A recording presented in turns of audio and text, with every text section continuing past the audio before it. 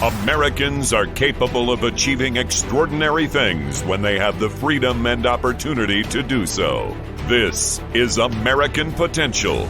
And here's your host, Jeff Crank. All right, welcome to another edition of American Potential.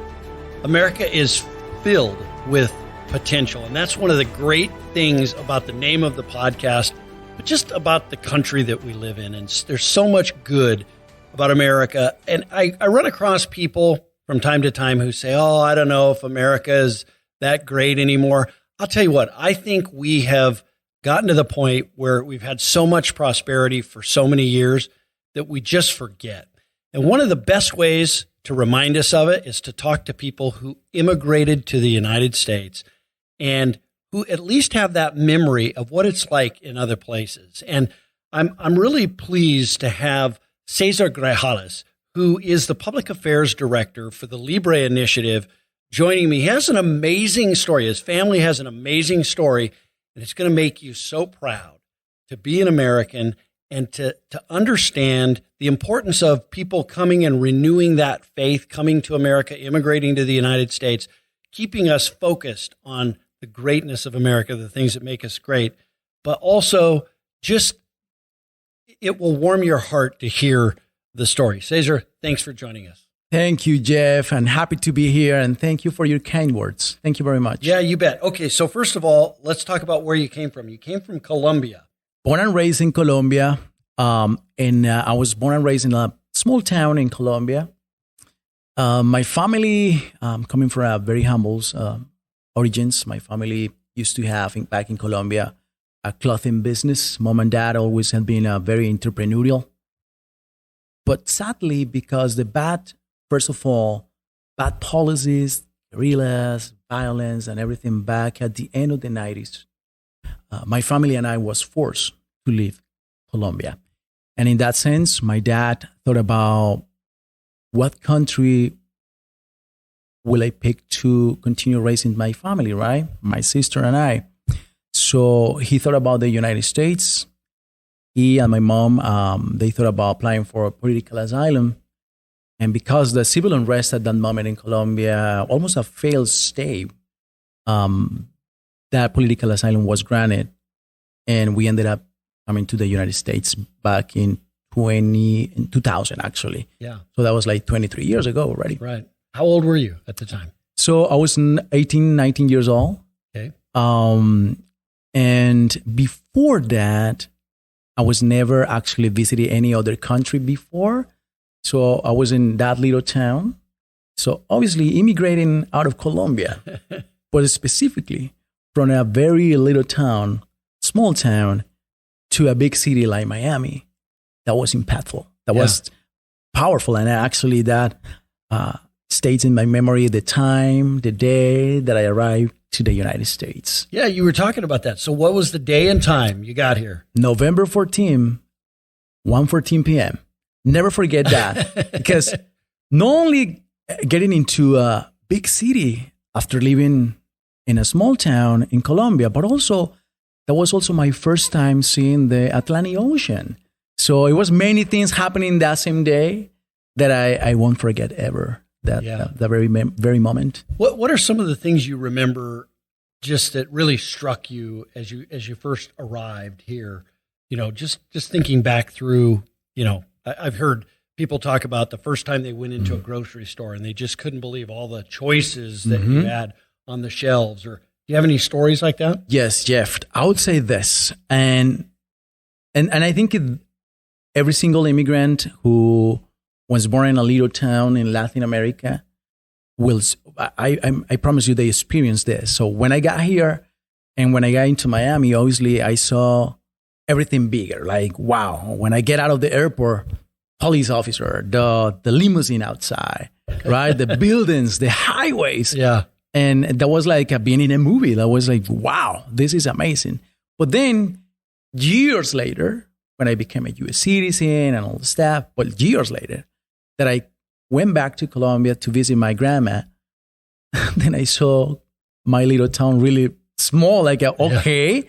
So that gave me to think perspective is everything and it's important. And I think that you open the podcast with something very important. People who were born here in the United States, sometimes they lose perspective of the greatness of this country. Yeah, I was on the radio doing a radio interview last week, and I said, America is the greatest country in the world. And I said that, and I had a listener who texted in and said, they were kind of grousing about it. How is America the greatest? And I mean, let's hear it from you. Tell me how. When I heard that, I can't confirm that statement, Jeff. Because again, people who were born here, they lose perception of why this country is great. Family and I arrived to this country, and my story is the story of millions of immigrants who arrived to this country without anything, right? So Dad and I arrived first to Miami. We didn't have enough money to bring my sister and my mother. $80. $80, right? yes. Yeah. And we used that money to pay for the first night in a hotel. And then we didn't have any friends per se or family members or someone to call. But my dad remembered that back in Colombia, he used to do business with a woman. That woman has a sister in Miami. So he called that woman and said, "Hey, hi, I'm here with my son. I used to do business with your sister back in Colombia. We pay for the first night of the hotel last night. We don't have a place to stay today, but we're looking for a job opportunity or something." So not a handout. Not a handout. Looking for something. Yeah. So she said, "I'm a manager in a bakery. If you guys come by, we figure it out. We find out something." So it's in Miami Beach. So we went to that place, and the very same day, my dad started cleaning the bakery. I was starting, helping out, whatever. They told me, "Do you know how to make cookies?" And I said, "Yes." No clue. Didn't know anything. But I said yes. You had to sell yourself. I say yes. I know how to make cookies. Right. Everybody survived, by the way. So I did. Yeah, exactly. And then from there, my family is very Catholic, and this woman in this bakery, she also was Catholic, so she took us to the church the following Sunday. So we met with the priest, and eventually we went to the church. On Monday, this woman she went to the bakery. My dad and I stayed in her home. And then my dad said, "You know what, let's go back to the church and let's talk to the priest. We can find something more stable and related to work."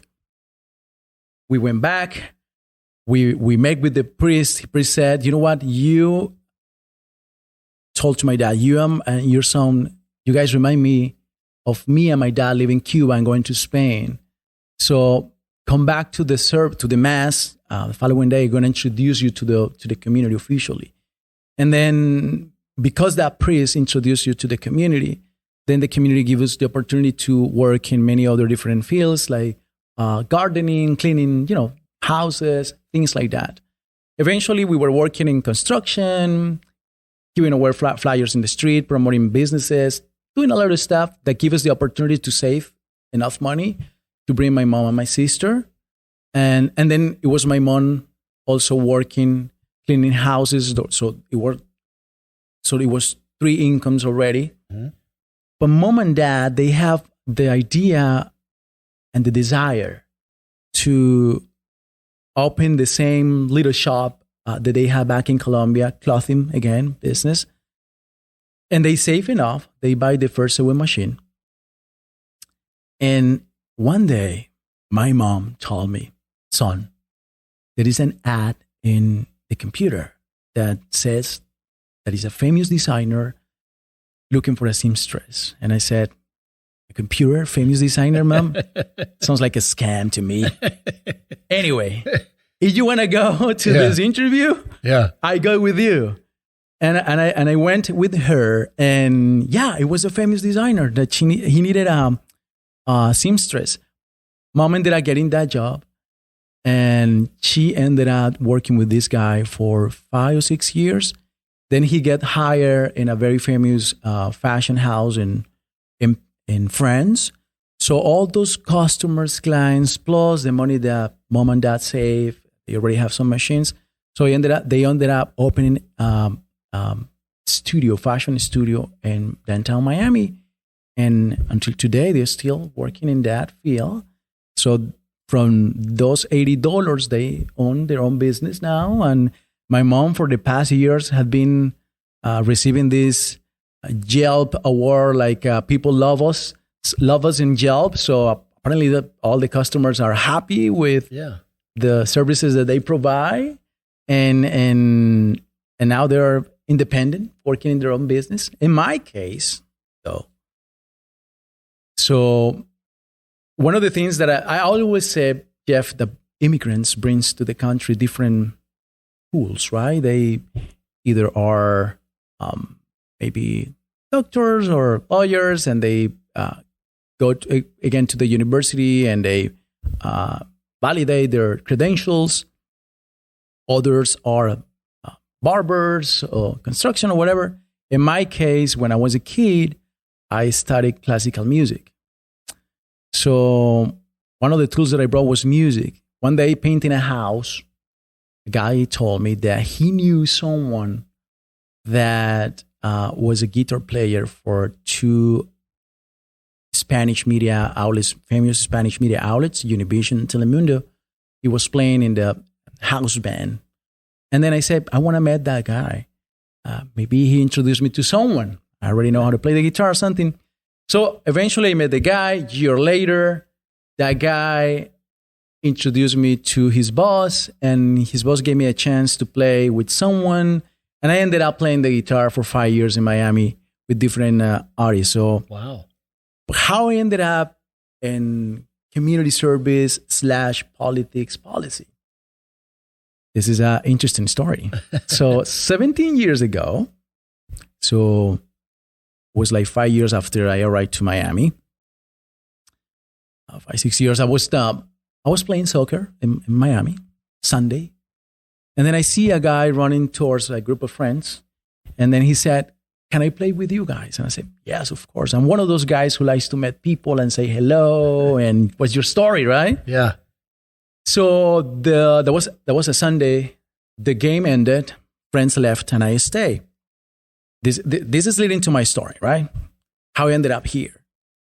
So I ended up with this guy talking like, so what do you do? And then he told me, well, I used to work in the White House until recently. I'm now in Televisa, which is a Univision company.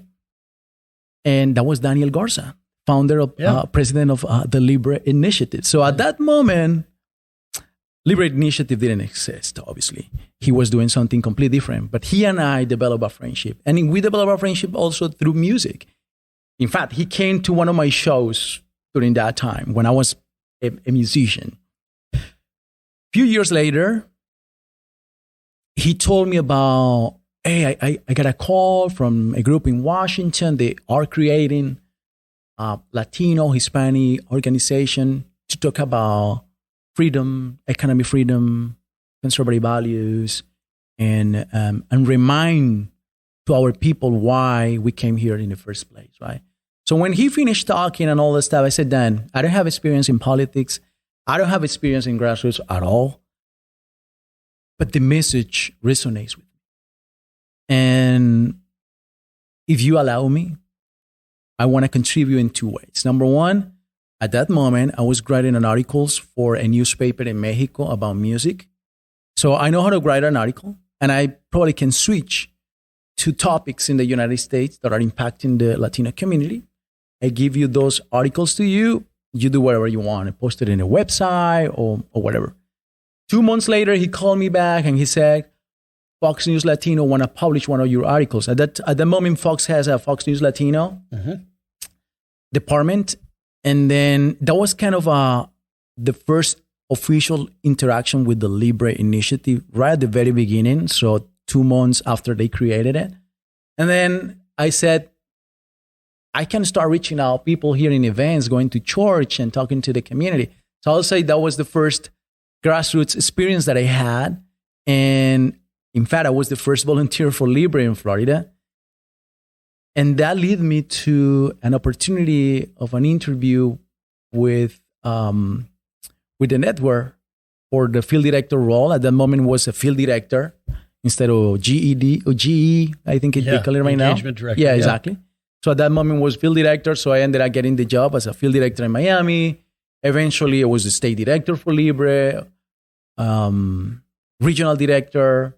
When we merged officially with AFP, it became the coalition's director, spokesperson, and then my role now as a public affairs director. So that's my story. I've been with the network, with Libre, and with the community service for the past 12 years already. And let me tell you, my friend, I think the way I see this is that being part of Libre and being part of the Stand Together community, to me, is the way I can give back to the United States just a little of everything that my family and I have received from this country that is so generous. And going back to your point, that losing perspective about the United States and some people who were born here in the country. This country is so generous, is so great, that my story and the story of millions of people, I don't see that being possible in any other country than the United States. Yeah. Yeah, and that's so true. Do you ever think, does your family ever think about if you hadn't come to the United States, what would life be like? I mean, who knows, right? I don't even know, honestly. Yeah. In my case, for instance, no clue, because something that I learned about the United States is that your effort is really the coin that is going to take you up in your life. It's a different story in other countries. And I can say this for at least my experience in Colombia. If you don't know this person, or if you don't belong to this circle or group of people, it's going to be very difficult for you to move up in life. Here is about effort. You can grow up. You can go up. Yeah. If you put the effort, any business, whatever it is, you can move up in life. Yeah. And not only help you, but also help your community along the way. Yeah. Because you create jobs, or you are impacting those communities in a positive way. What is it?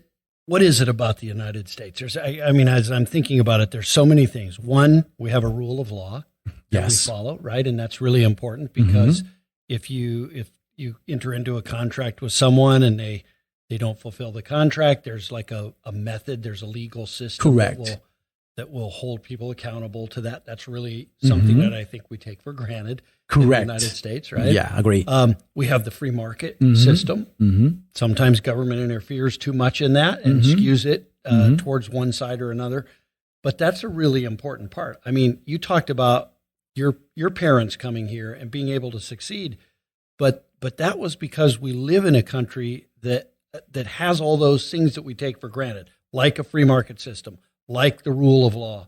What is it about America that's so special?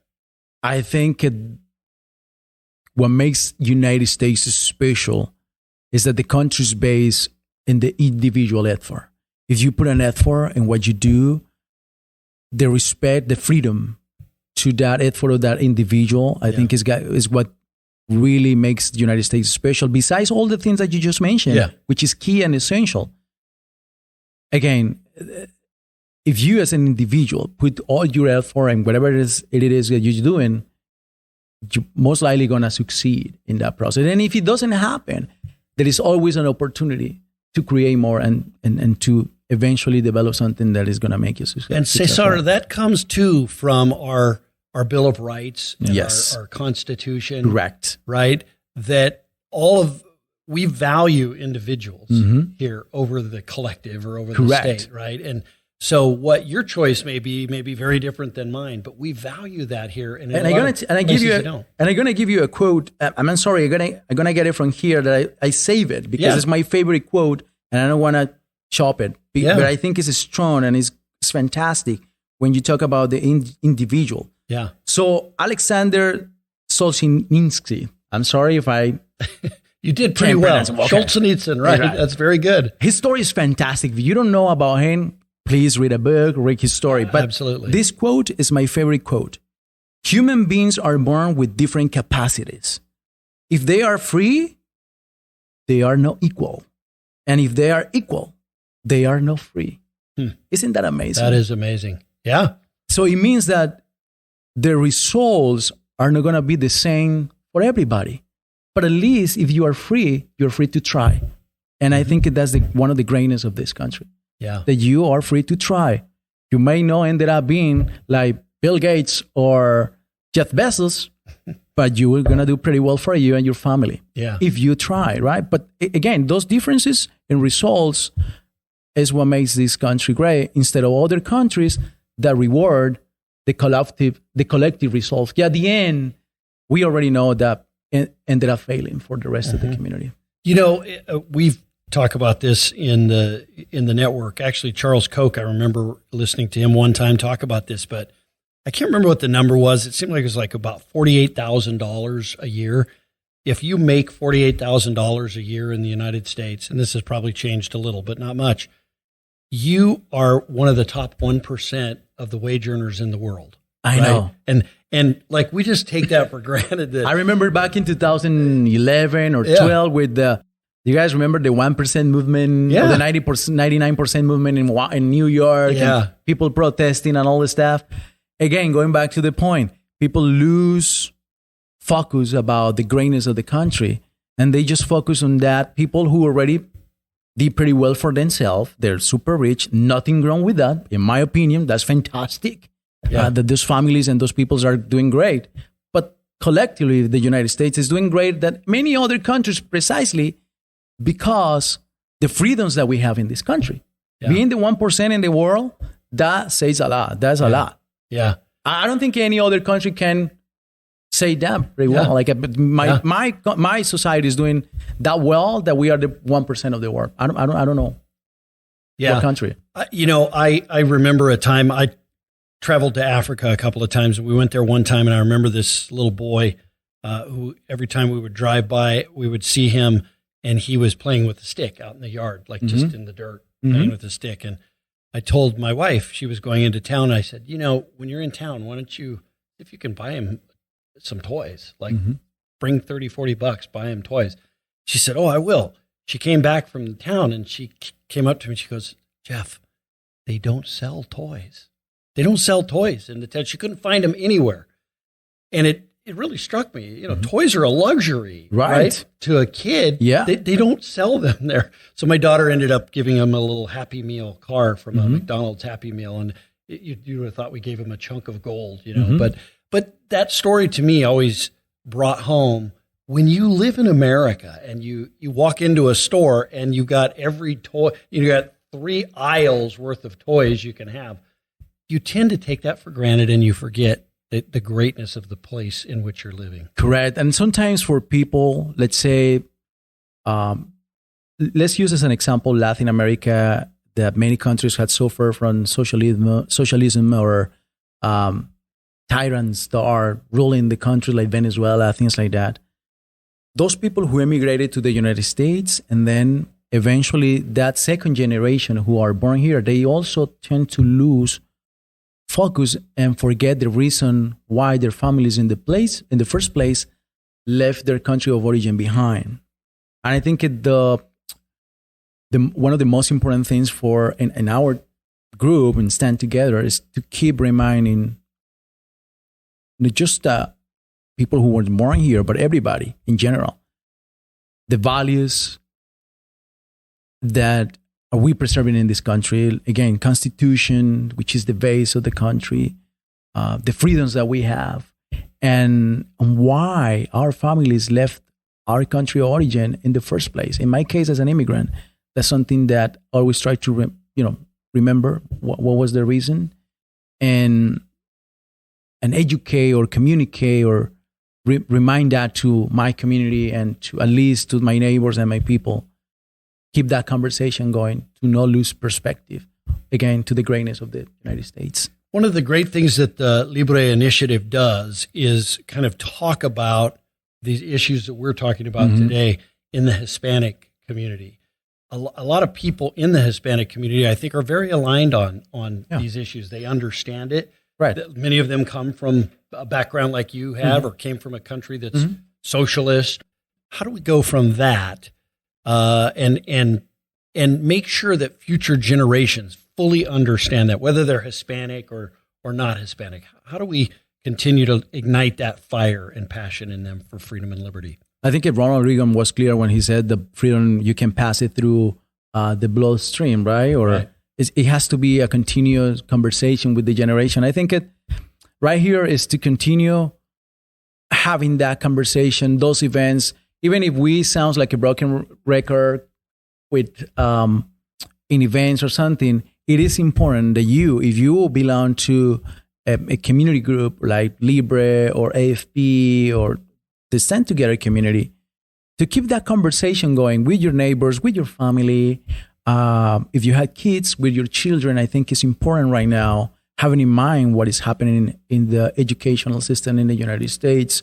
So it's important to keep that conversation about the greatness of the United States with your children too. I think that's essential to those new generation.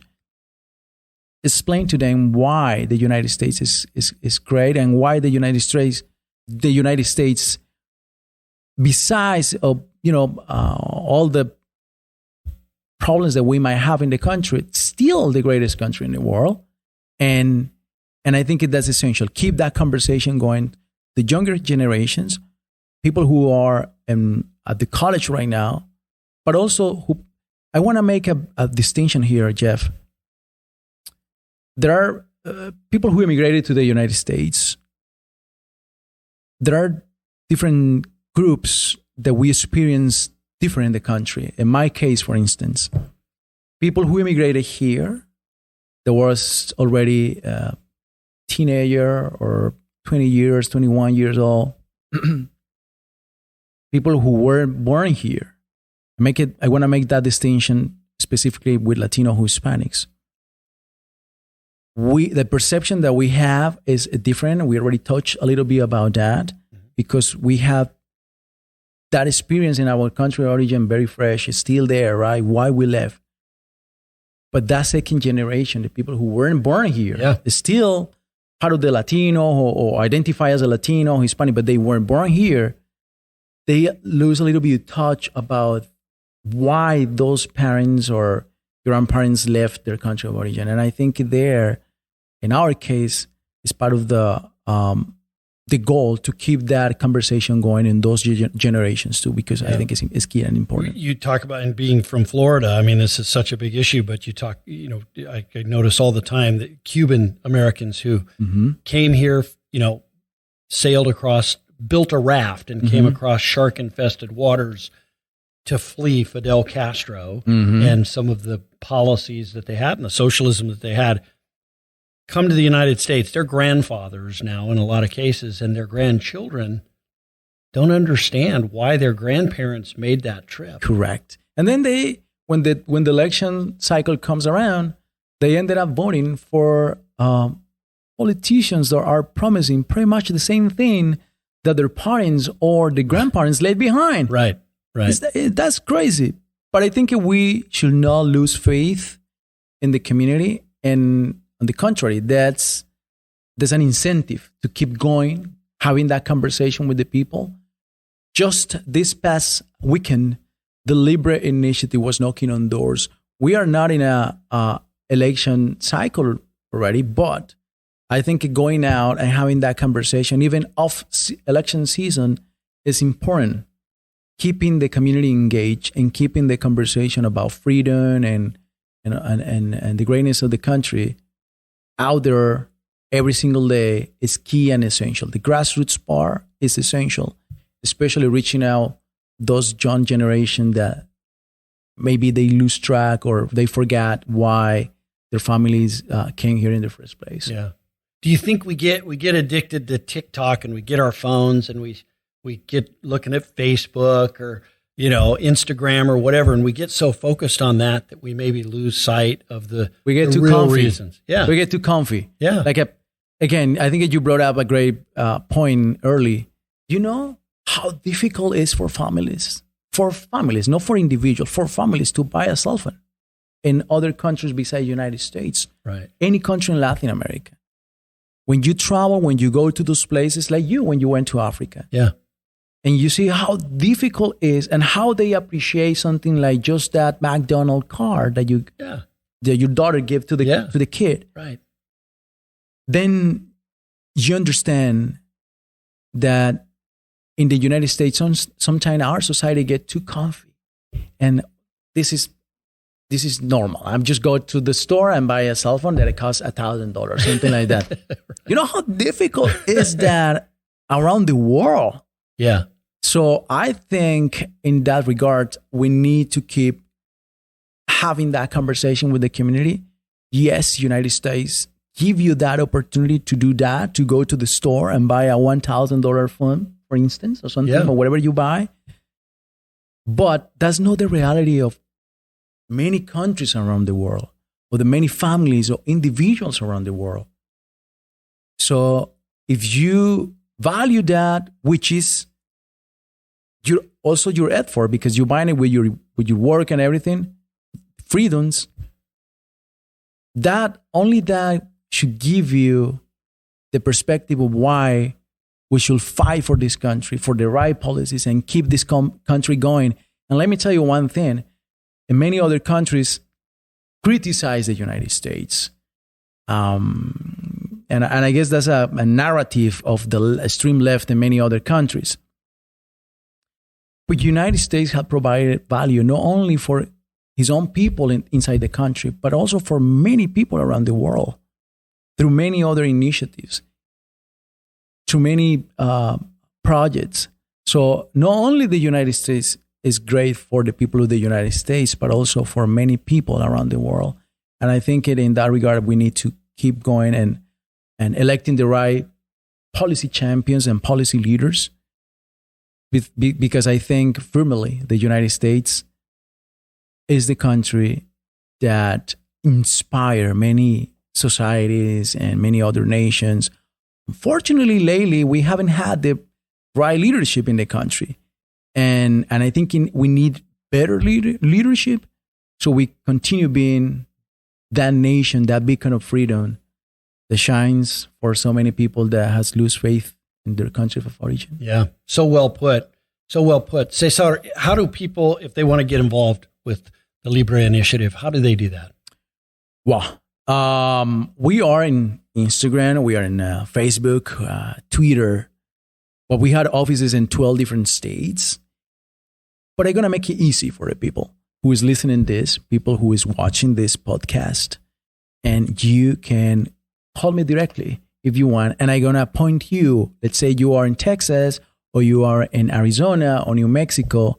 I'm going to reply to you, connecting you to the person in your state or your municipality. So my phone number, Miami, 786-260-9283, 786-260-9283. If you're interested in joining our movement, our group, our organization, our family, call me and I put you in contact with someone that is close to you. That's awesome. And now that I have your phone number, we're going to have you back as a guest, because I don't have any excuses now, right? I'll be so happy to be back and tell more stories that I heard when I knock in doors and talk to people. Fantastic stories that they have also to share. Yeah. Cesar, thank you so much for all you do. Appreciate it. Best wishes to your family. Thank you. It's such a great American story. I love it. Thank you, Jeff. Thank you very much. And I want to highlight something that I think is key here. When you hear someone like me with accent, just think about this. That person have a story to tell. Yeah, they have a story to tell. There's something there that everyone should listen to and every American should listen to, right? Yeah, and don't forget the greatness of the United States. Please, this country has given me so much, to me, my family, to your family. Don't lose track. Don't lose focus. Country's great. We need to protect our freedoms. We need to elect better leadership in the country. This is the country. And I promise you, as an immigrant coming here without nothing, couldn't achieve what I have achieved already in this time in my life in any other country besides the United States. That's awesome. So well put. And it's great to have Cesar here to tell that story. And we've got to listen to those stories. Those are the stories that remind us how great this country is. So many of us have it. It might be 2, 3, 4 generations back, or more even in some cases. But we all have that great story about why our ancestors came to the United States. And so stories like this remind us of that, and we've got to remind future generations of why their ancestors came. Because as the podcast says, America truly does have potential. Thanks for joining us. Thank you for listening to American Potential. You may listen to more stories from Americans working every day to expand freedom and opportunity in their communities by visiting AmericanPotential.com.